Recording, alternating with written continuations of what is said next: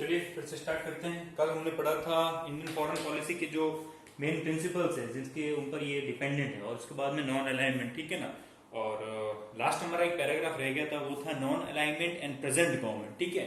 अब हमें पढ़ना है कि जो नॉन अलाइनमेंट जो है अराउंड जो 1955 के आसपास बना था, और जो 1961 में जिसकी फर्स्ट कॉन्फ्रेंस हुई थी, उसके बाद में जो है 2016 और फिर 2019, ठीक है, इनमें जो इनकी मीटिंग्स वगैरह हुई थी उसके अंदर इनका क्या सिनेरियो था, और प्रेजेंट फॉर्मेट में ये रिलेवेंट है या नहीं है, ठीक है ना। तो इस तरह से हमने पढ़ा था। अब हमें देखना है कि जो प्रेजेंट गवर्नमेंट है, जो मोदी गवर्नमेंट है, जो कि 2014 से वर्क कर रही है अराउंड अब 2019, और 2019 से कंटिन्यू आगे 4 साल 5 साल जो भी, ठीक है ना। तो 2019 में, ठीक है, 2019 के अंदर इन्होंने जो मीटिंग हुई थी उसमें पार्टिसिपेट किया है, और उससे क्या निकल के आया है, नॉन अलाइनमेंट मूवमेंट जो है, या जो नाम जिसको कहते हैं, जो चीज है वो अब रिलेवेंट है या नहीं है, इस गवर्नमेंट की क्या स्ट्रेटेजी है इसके लिए, ठीक है। क्योंकि काफी पुरानी चीज है, आजकल का टाइम क्या हो गया है कि नए ग्रुप्स बनते जा रहे हैं, ठीक है। नए ग्रुप्स में क्या हो गया है, जैसे कि आप आगे बढ़ोगे बाद में एक ब्रिक्स करके जो मोस्ट इंपॉर्टेंट है, उसके बाद में हम फोकस कर रहे हैं अभी आसियान पे। आसियान एक ग्रुप है, वो भी है, आगे आपको बता दूंगा, उस पर फोकस हम ज्यादा कर रहे हैं, ठीक है। तो जैसे पुराने थे सार्क वगैरह और नाम वगैरह, उन पे अभी फोकस थोड़ा कम लग रहा है, ठीक है ना। तो नहीं, ये गवर्नमेंट क्या चाहती है वगैरह जो है, इसका क्या व्यू है, ये हमें अभी एक टॉपिक रह गया था, वो एक बार देख लेते हैं। हाँ, India is one of the founder countries of नाम. There are many countries from Singapore to Cuba which participated in NAM to make it more significant in many ways. India is a victim of terrorism, as are the other countries, which are also affected by the serious problem. ठीक है, इसके अंदर जो है काफी छोटी countries जो है, क्यूबा हो गई, सिंगापुर हो गया, और बहुत सी अराउंड 100 प्लस कंट्रीज जो है वो इसके अंदर आती हैं, और ये सभी पार्टिसिपेट कर रही है, एक साथ है, एकजुट है हर प्लेटफॉर्म पे, ठीक है ना।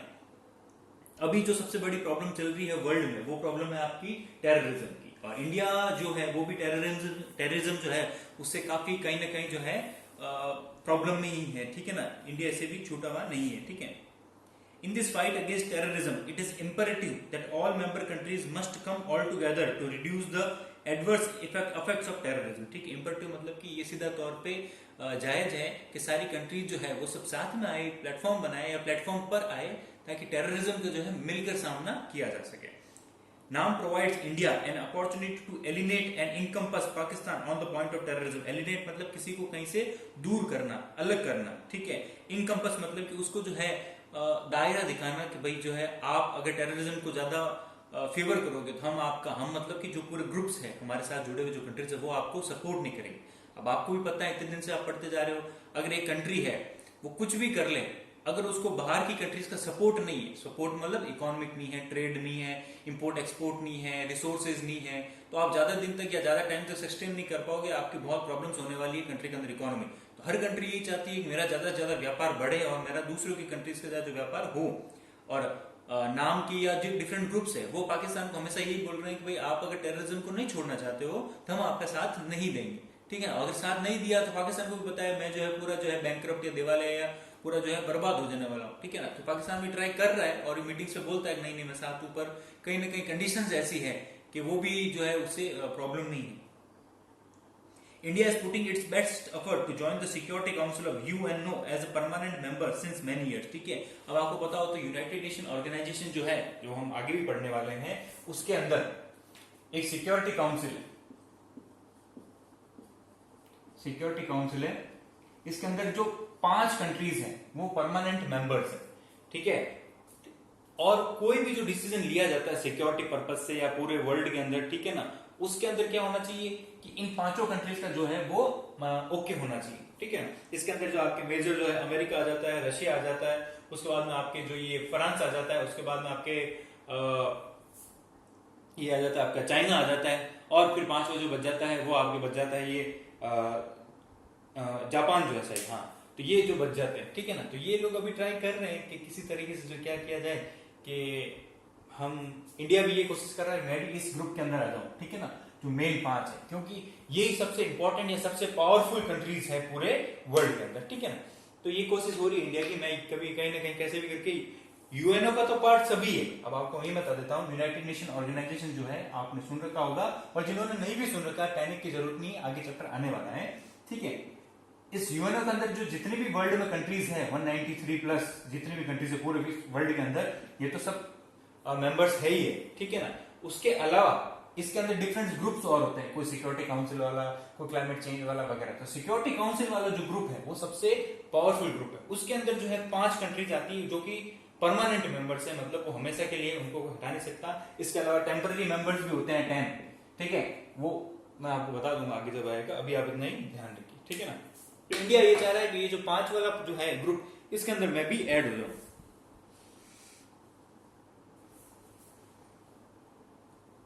कहां गया?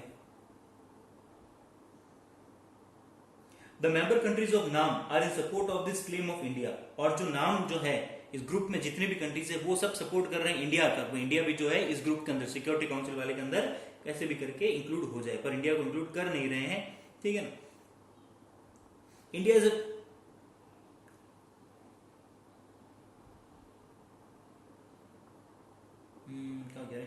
thus it is a positive and strong base given by NAM countries to India. The way in which foreign policy is being pursued by India at present shows the very importance of NAM organization as it was at the time of establishment.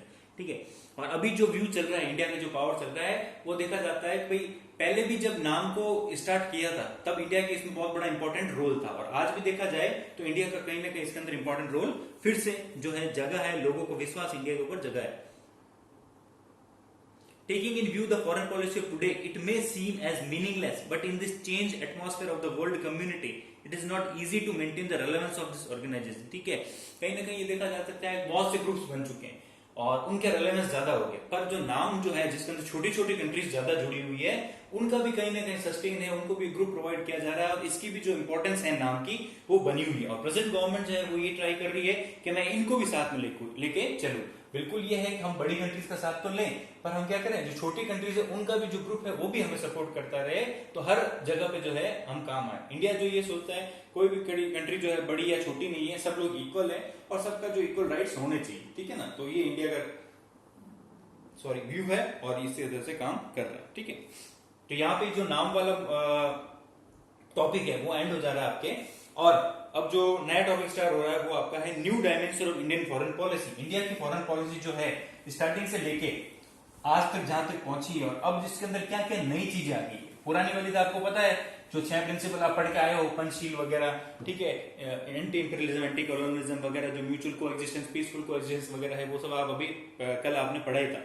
अब आपको ये पढ़ना है कि आज के time में, भाई पुराने प्रिंसिपल तो अच्छी बात है चल ही रहे हैं, आज के टाइम में इंडिया किस तरह से जो है कैटर कर रहा है, मतलब किस तरह से इनको जो है हैंडल कर रहा है, जो चेंजिंग हो रही है, चीजें चेंज हो रही है पूरे वर्ल्ड में उसके अंदर, ठीक है ना। ये अब आपको यहाँ पे पढ़ना है। In India, liberal reforms in economic field took place in 1980-1990. These reforms are the main features of Indian foreign policy today. ठीक है, आपको मैंने पढ़ाया था, तब मैंने आपको बताया था कि 1991 के आसपास इंडिया में जो है लिबरलाइजेशन, प्राइवेटाइजेशन और ग्लोबलाइजेशन जो है, वो 3 तरह की टेंडेंसीज जो है उसको एक्वायर किया गया था। फाइनेंस मिनिस्टर हमारे मनमोहन सिंह जी थे, और इंडिया को फ्री कर दिया गया कि बाहर की कंट्रीज इंडिया में इन्वेस्ट कर सकती। इसी के बाद से ये पूरा जो डेकेड चला था 1980 से जो 1990 के जो ये चेंजेस हुए, धीरे धीरे चेंजेस कब हुए 1991 में, पर 10 साल ये प्रोसेस चला था किस तरह से चेंज किया जाए, ठीक है। ये जो चेंजेस आए हैं इसने क्या किया, पूरे वर्ल्ड को जो है ओपन कर दिया है, वर्ल्ड मार्केट को ओपन कर दिया है, और कंट्रीज जो है डिफरेंट कंट्रीज की वो भी अब इंडिया में आने लग गई और इंडिया को धीरे धीरे समझने और इंडिया में इन्वेस्ट करने लगी है। और इंडिया के भी अब क्या हो गया कि बाहरी कंट्रीज के साथ अच्छे रिलेशंस होने स्टार्ट हो गए, कब से, 1991 के बाद से, और तब से लेके फिर धीरे धीरे गुजरात पॉलिसी वगैरह चलते आज के फॉर्म में जो है इंडिया भी जो है अब अच्छा रोल अपना प्ले करता है पूरे वर्ल्ड प्लेटफॉर्म के ऊपर। India is a rapidly growing economy, it is developing peace and capability is imbibed in its foreign policy. India क्या है, एक ऐसी कंट्री है जिसकी इकोनॉमी जो है वो अच्छी से ग्रो कर रही है अभी के टाइम में, और सभी लोग आपको पता है सब कुछ आज के टाइम में देखा जाए तो सब पैसे के आसपास ही रिलेटेड है या इकोनॉमी के आसपास ही रिलेटेड है। तो तो जिस कंट्री की इकोनॉमी अच्छी होगी तो बाहर की जो कंट्रीज है वो भी इसके साथ अच्छे रिलेशन रखने की कोशिश करेगी। दिखती बात है, जिसके पास ज्यादा पैसा होगा लोग उसी के पास अट्रैक्ट होंगे, तो बस लोग भी क्या हो रहे हैं, इंडिया के पास आते जा रहे हैं, इंडिया की जो पॉलिसीज बन रही है उसमें इन्वेस्ट कर पा रहे हैं, ठीक है, और कहीं ना कहीं इंडिया को सपोर्ट कर रहे हैं, इंडिया को भी उनसे फायदा बराबर हो पा रहा है, ठीक है ना। तो इसलिए इंडिया का जो है रोल इसलिए बढ़ जाता है। It's main feature is perseverance. Perseverance का मीनिंग क्या होता है कि लगातार या कंटिन्यूसली ग्रो करते रहना, या कंटिन्यूसली चलते रहना या बढ़ते रहना। एग्जैक्टली आप डिक्शनरी में पढ़ोगे तो उसके अंदर लिखा हुआ है स्टेडी जो है, बराबर जो है स्थायित्व के साथ बढ़ते रहना, स्टेबिलिटी के साथ बढ़ते रहना। इंडिया की इकोनॉमी जो है वो दिन ब दिन जो है ग्रो ही कर रही है, गिर नहीं रही है। तो इससे क्या हो रहा है, बाहर की कंट्रीज का भी इंडिया में और हो रहा है कि अपन ज्यादा इन्वेस्ट करेंगे। इसलिए आपने देखा होगा अमेरिका को पैसे ही चाहिए, जहां पैसे हैं वहां अमेरिका इन्वेस्ट करेगा, उसको कोई लेना देना नहीं है आप कैसे हो, सब ठीक है, वो सब दिखावा पूरा करेगा। जिस कंट्री का ज्यादा पैसा है अमेरिका वहां जाएगा, वहां से रिसोर्सेज लेगा और उससे अच्छे रिलेशन रखेगा। चाइना, ये जो रशिया, बड़े बड़ी कंट्रीज जो है इधर अमेरिका की, साउथ अमेरिका की जो ब्राजील वगैरह है, नीचे ऑस्ट्रेलिया वगैरह है, या ये जब ना साउथ ईस्ट एशिया में जो है ये जितनी भी है, जापान हो गई, साउथ कोरिया हो गया, इंडोनेशिया, सिंगापुर वगैरह, जो भी सब इंडिया पे अट्रैक्ट इसलिए होने लगे हैं, वो यहाँ से फायदा है उनको फायदा है, तो दिखती बात है हमें भी फायदा है। क्यों? क्योंकि वो क्या लेके आएंगे, फॉरेन करेंसी लेके आएंगे। फॉरेन करेंसी लेके आएंगे तो इंडिया का जो रिजर्व है वो ज्यादा बढ़ेगा, फॉरेन रिजर्व होता है एक, ठीक है, वो ज्यादा बढ़ेगा तो हम और ज्यादा पावरफुल होंगे।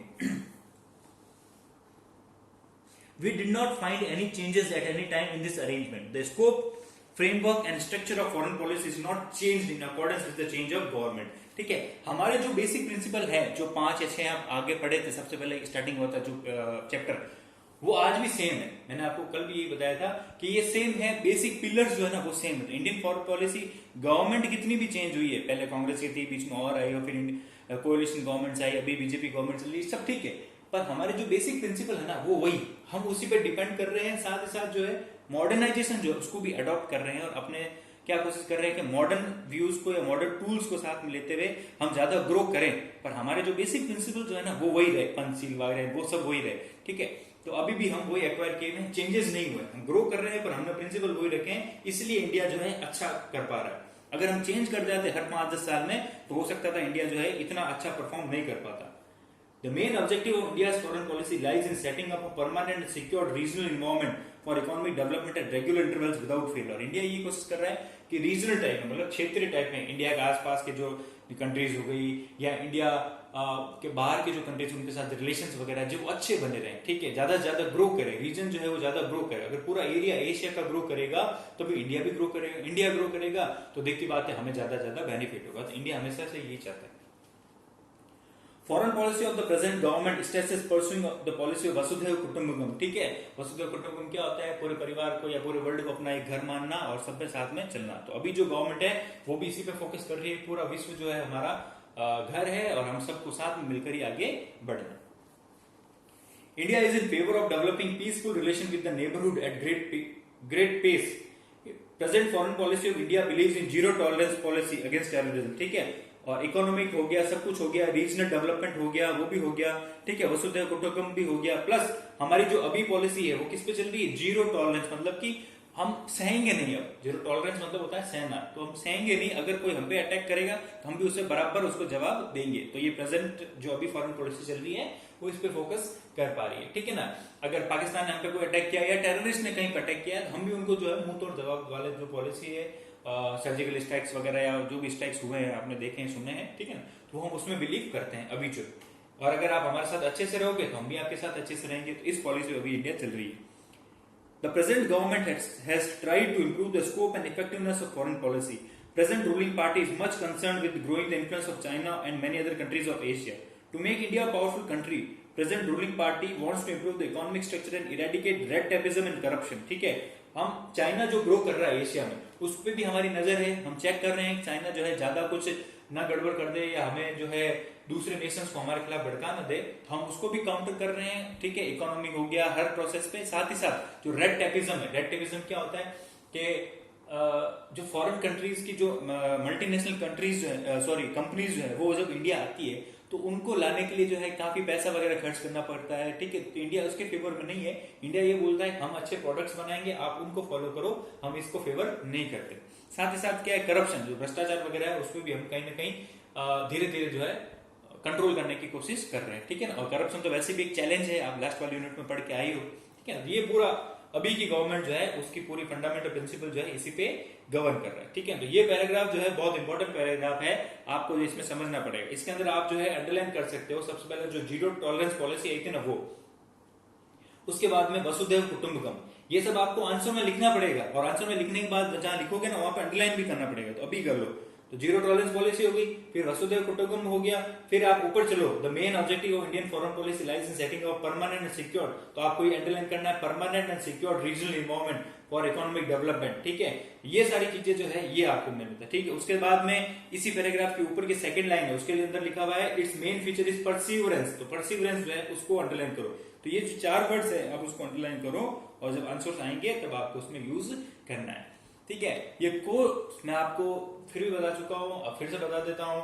ये जो पार्ट बी हमारा पहले करने का जो डिसीजन था वो इसीलिए डिसीजन है कि हम क्या कर सकते हैं, पार्ट ए को आराम से पहले कर लें, उसके बाद में जो टाइम बचेगा ना तो पूरी एनर्जी किस पे लगाएंगे, आंसर फ्रेमिंग में। अभी तो जो आंसर लिखवाए जा रहे हैं आपको बुक से जो है एज इट इज जो है इस तरह से लगभग चेंजेस करता है, जो इंपॉर्टेंट होता है मैं डिक्टेट या लिख दे देता हूँ। फिर कोशिश ये रहेगी हर आंसर को फिर से चेक करेंगे और किस तरह से चेंज करना है या नहीं करना है, वो सारी चीजें देखने की पूरी कोशिश हमारी रहेगी, ठीक है ना। वो स्कूल ओपन होने पे ही हो पाएगा, क्योंकि यहाँ पे प्रेजेंट फॉर्मेट में नहीं हो सकता वो चीज, ठीक है। तो आप जो है होमवर्क कर लेना, और ये यूनिट भी है चलती रहेगी। क्वेश्चन आंसर की आप जो इतनी वो क्या कहते हैं हेडेक लेने की जरूरत नहीं है, आज नहीं तो कल चैप्टर सारे चलते रहेंगे, क्वेश्चन आंसर आपको मिडिल इन बिटवीन जो है कहीं नहीं करते आते रहेंगे। तो अभी हमें ये 4 चैप्टर ही करने हैं, इसके बाद हमारा ब्रेक हो जाएगा, फिर हम जो नेक्स्ट पार्ट जो कब करेंगे जब स्कूल खुलेगी तब, ठीक है। Beginning of new chapters in foreign policy. अब क्या हो रहा है, ये जो प्रेजेंट गवर्नमेंट आई है या जो प्रेजेंट चेंज आए हैं, पूरे ग्लोबल जो चेंजेस आए उसके अकॉर्डिंगली हम किस तरह से परफॉर्म कर रहे हैं, हम किस तरह से अडेप्ट हो रहे हैं, हम किस तरह से फंक्शन कर पा रहे हैं, हम मतलब इंडिया, वो आपको अब पढ़ना है, ठीक है। नई कौन सी चीजें हमने अडॉप्ट की है, वो पुरानी 5-6 तो चली रही है, नई क्या चीज की है वो आपको पढ़ना है। The global standard of our country has touched a glorious path by keeping peace and aspiration, efforts and the resolution in the present scenario, ठीक है। हम शांति के हिसाब से चल रहे हैं, हमारी एस्पिरेशन इच्छाएं आकांक्षाएं जो ऊंची है, और उनको जो है हम एफर्ट्स कर रहे हैं कि किसी तरह के रिजोल्यूट मतलब कि एक कसम खा के या एक मन में ऑब्जेक्टिव क्लियर करके भाई वो हमें अचीव करना है, तो उसके उस रास्ते पे हम चले जा रहे हैं। It has changed its shape, for example think of political approach in world affairs. There are 3 main fields which have enlarged its scope. These are, अब हम जो है किस पे फोकस ज्यादा कर रहे हैं, जो हम पूरे वर्ल्ड के पर्सपेक्टिव में देखें तो वो है कौन सी, अंडरलाइन करना, ट्रेड, कल्चर एंड कम्युनिकेशन। हम किस पे फोकस कर रहे हैं, ट्रेड जो है वो ज्यादा बढ़े, कल्चर जो है वो एक्सचेंज हो, मतलब दूसरी कंट्रीज में क्या चल रहा है, हमारी कंट्रीज में लोगों का मिलना जुलना, वहां की पढ़ाई, वहां के बुक्स वगैरह वो भी हमारे यहाँ पे ज्यादा है, उनको पढ़े, उनका नेचर जाने, और साथ ही साथ कम्युनिकेशन, डिफरेंट लैंग्वेजेस को सीखना, अच्छा कम्युनिकेट करना, ठीक है, कंट्रीज के साथ अच्छा बिहेवियर रखना, स्टूडेंट्स एक्सचेंज हो गए, पॉलिटिशियन का वहां पे दौरा करना, ये सारी चीजें जो है वो हमारे फोकस पे ज्यादा आई हुई, ठीक है। तो ये लाइन इंपॉर्टेंट है, उसको आप अंडरलाइन कर लेना। India is in the focus of international media due to proactive initiative. Proactive मतलब, प्रोएक्टिव का मीनिंग होता है खुद का बढ़ चढ़कर हिस्सा लेना, ठीक है। प्रोएक्टिव मतलब खुद मॉनिटर बन के या खुद आगे आके, एक कहते हैं ना भाई, एक तो होता है मैं आपको कोई काम, जैसे अपन डिजिटल लैंग्वेज में, लोकल लैंग्वेज में क्या पढ़ते हैं, एक तो किसी को काम कहना भाई ऐसा कर देना, और एक क्या होता है अपने खुद की थिंकिंग से सोच लेना कि यार अभी इस मौके पे ये जरूरत है, बिना किसी के कहे वो चीज करके दिखा देना पहले, तो वो चीज होती है प्रोएक्टिव, मतलब खुद पार्टिसिपेट करना, खुद जो है बढ़ चढ़कर आगे आना, ये चीज कहलाती है प्रोएक्टिव।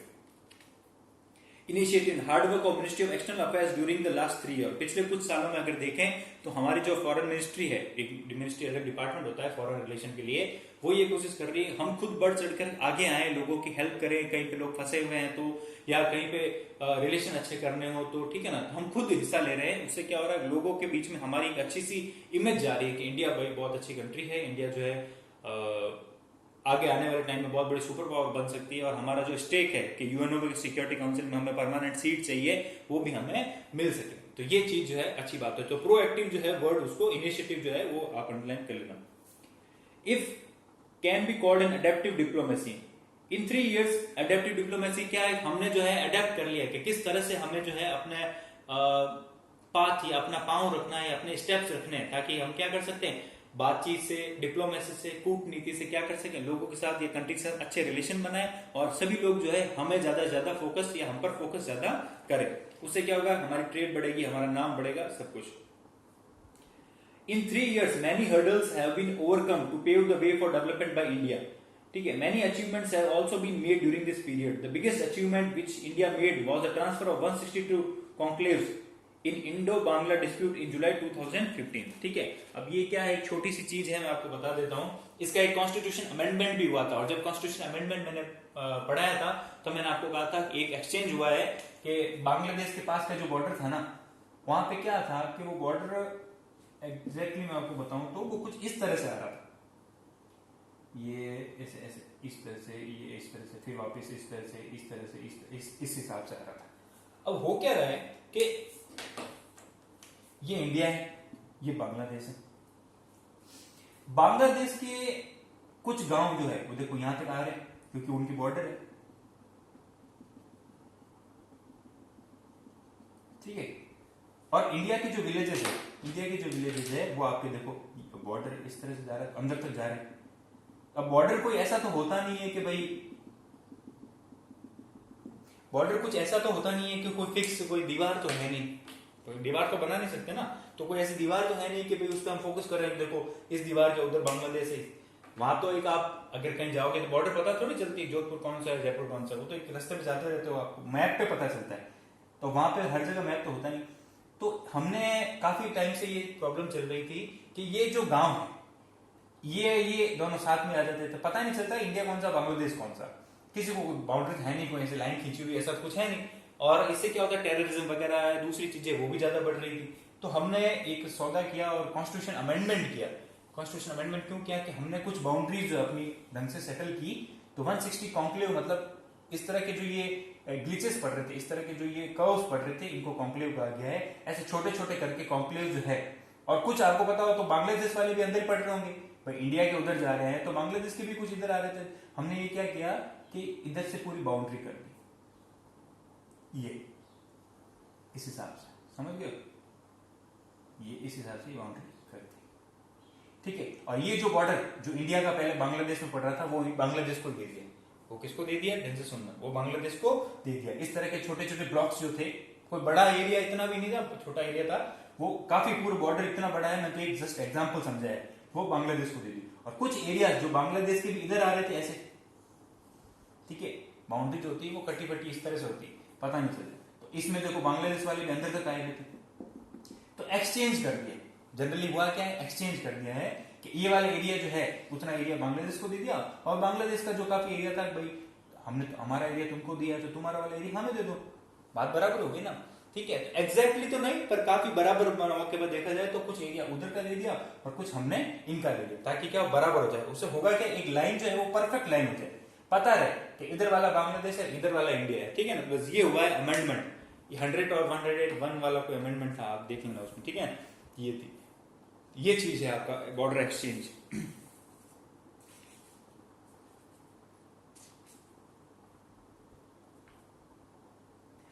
ठीक है, कब हुआ, जुलाई 2015 में। दिस एग्रीमेंट और pact will establish a better relationship between India and Bangladesh. The second achievement, तो पहली अचीवमेंट क्या थी, ये जो बांग्लादेश के बाद बॉर्डर जो शेयरिंग था वो। Second achievement can be call the decision of demonetisation of currency note on 8 November 2016। अब ये बोल रहे हैं it is seen as the landmarks in India's history. और ये बोल रहे हैं कि जो ये डीमोनेटाइजेशन हुआ था ना, नोटबंदी 8 नवंबर 2016 को, वो बहुत बड़ा स्टेप था, उसके अंदर बहुत टेररिज्म का फर्क पड़ गया।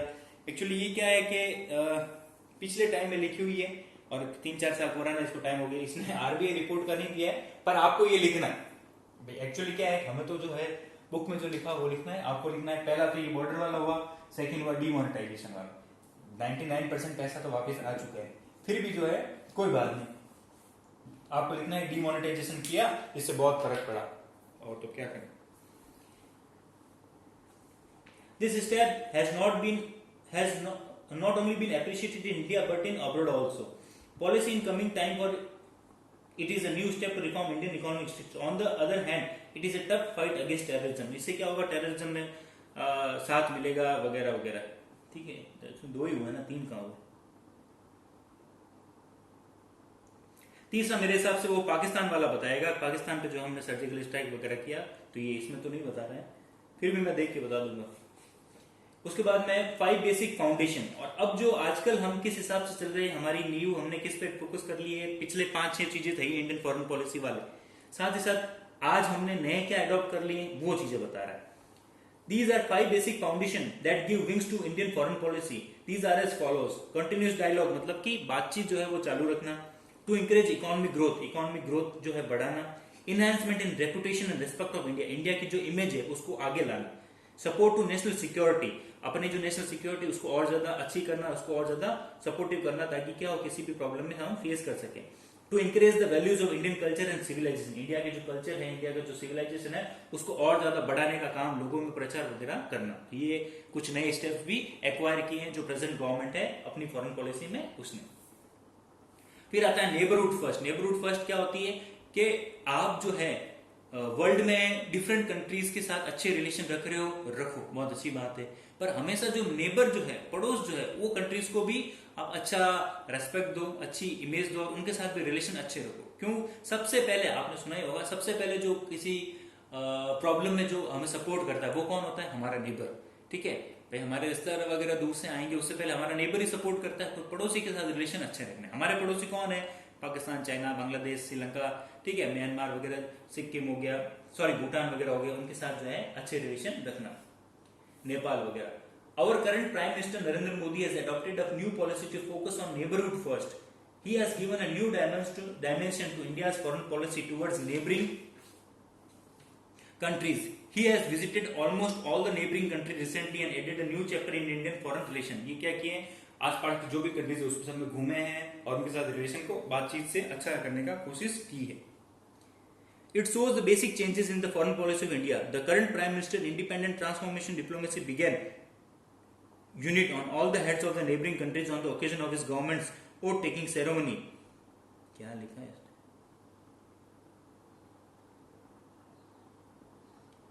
ये यूनिट जो लिखा हुआ है ना, डिप्लोमेसी बिगेन, इसको चेंज करो आप, इसकी जगह इनवाइटेड लिखो.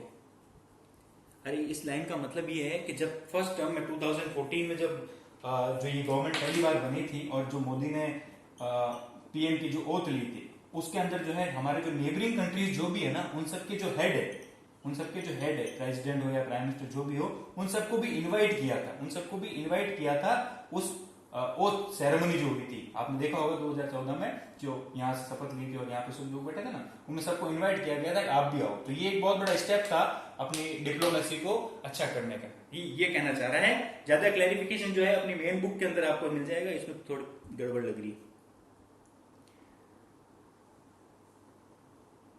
On this occasion, आगे बढ़ रहा हूं फिर.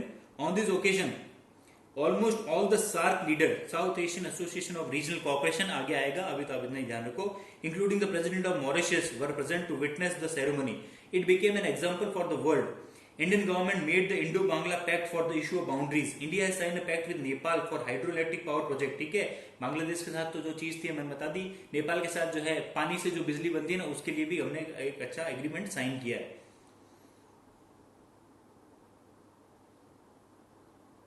Indo-Bhutan Pact for Hydroelectricity Power Project came into existence as Konloj 660 megawatt power project pact was signed by our PM Modi. और नेपाल और भूटान के साथ भी हमने हाइड्रो इलेक्ट्रिसिटी पावर प्लांट का जो है कोलोंज जो है एक जगह है, वहां पे भी साइन किया है. और उस तरह क्या होगा, तो बिजली बनाने का जो प्रोसेस है इजी हो पाएगा. Many projects in Afghanistan were completed in the given period. Colombo Jaffna rail route was also opened again after 24 years with the help of India. Colombo कहाँ है, जाफना ये कहाँ है, श्रीलंका में जगह है. उनके बीच में जो जगह थी, जो रेलवे ट्रैक था, वो खराब हो चुका था पहले किसी कारण से, उसमें भी इंडिया ने सपोर्ट किया और वो फिर से ओपन करवाया. साथ ही साथ अफगानिस्तान को भी हमने सपोर्ट किया है. अफगानिस्तान पूरा डिस्ट्रॉय हो चुका था, वहाँ की जो पार्लियामेंट हाउस जो है वो भी हमने बनवाया है, पैसा दिया उनको, लोन दिया है. तो ये सब इंडिया ने कोशिश की अपने आसपास की जो कंट्रीज है ना, उनके साथ अच्छे रिलेशन है. तो ये पॉलिसी कहलाती है नेबरहुड फर्स्ट पॉलिसी. ठीक है. To achieve true friendship among the neighbouring countries, India took it upon itself to help them out in their difficulties.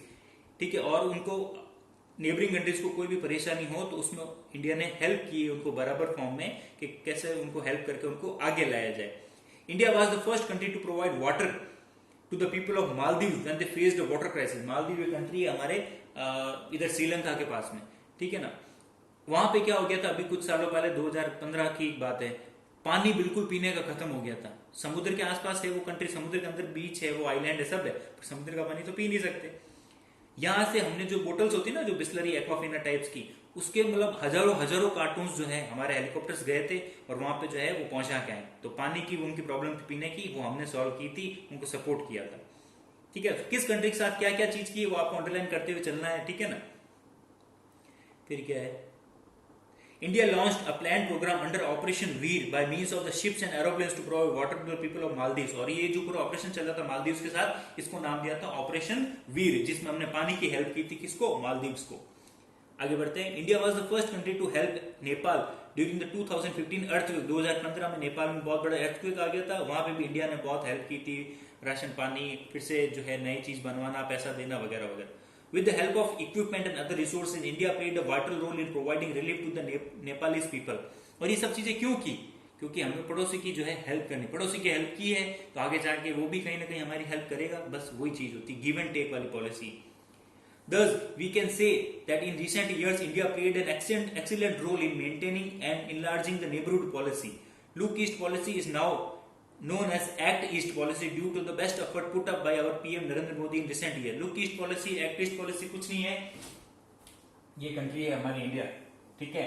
इसका ईस्ट साइड कौन सा है, ईस्ट में जो भी कंट्रीज जो बसी हुई नीचे, इंडोनेशिया, सिंगापुर वगैरह जो भी है, जापान वगैरह, उनके साथ, उनकी तरफ देखो, मतलब उनके साथ अच्छा रिलेशन रखो, वो कहलाता है लुक ईस्ट पॉलिसी। वो पहले चला करती थी, अभी जो गवर्नमेंट है उन्होंने आके जो है इसको क्या कर दिया, एक्ट ईस्ट, मतलब ईस्ट की तरफ जो है एक्ट करना है, काम करना, एक ही बात है, नाम चेंज किया, ठीक है। Due to this policy, economic cooperation in Indian subcontinent achieved the level of satisfaction। Previously, the policy of this activeness was shown in the form of visiting of other officers along with Prime Minister। ठीक है, और पहले ये देखा गया है कि जो प्राइम मिनिस्टर के साथ डिफरेंट ऑफिशियल्स गए थे वो भी बातचीत का पूरा लेवल रखते थे, ठीक है, और हमारे जो रिलेशन है वो भी काफी सुधरे हैं वगैरह वगैरह। PM recently visited Japan, Myanmar, Australia, South Korea, Singapore and China। Foreign Minister Sushma Swaraj visited Singapore, Vietnam, Myanmar, South Korea, China and Indonesia। ये पिछले टाइम की बात कर रहा है, पिछली बार की, जब हमारे एक्सटर्नल मिनिस्टर कौन थे, सुषमा स्वराज, ठीक है ना, वो थे, तब की बात ही कर रहे हैं। अभी तो उनकी डेथ हो चुकी है ना। तो ये बात है कि इंडिया में जो फॉरेन पॉलिसी है वो किस तरह से बन रही है, किस तरह से नहीं है, वो है, सारी चीजें इसमें बता रखी है, ठीक है। अब हमको पढ़ना है कि इंडिया के जो रिलेशंस है वो किस तरह से हैं दूसरी कंट्रीज के साथ, जो नई कंट्रीज आई है किस तरह से मिडल ईस्ट वगैरह में, वो हमको टॉपिक पढ़ना है, ठीक है ना। तो ये नेक्स्ट पार्ट में अपन कंटिन्यू करते हैं।